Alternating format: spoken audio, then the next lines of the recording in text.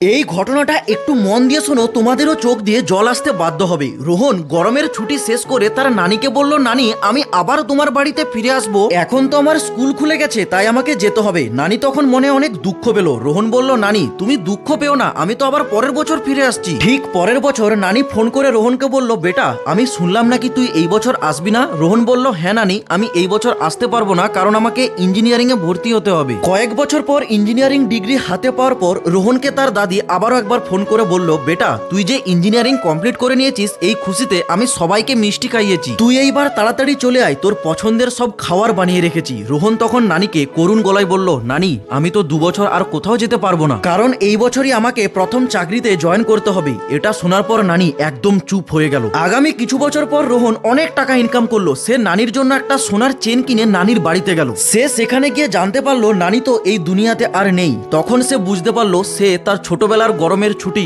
নানির ভালোবাসা অনেক বছর আগেই রোহন বিদায় জানিয়ে চলে গিয়েছিল। বন্ধুরা আমি তোমাদের এটাই বোঝাতে চাইছিলাম, জীবনের সবকিছুর সাথে সাথে তোমাদের ভালোবাসার মানুষগুলোকেও একটু সময় দাও। হয়তো যিনি আজ আছেন কাল নাও থাকতে পারেন, তার জন্য অবশ্যই কিন্তু একটা কমেন্টে ভালো কিছু মেসেজ লিখে যাবে।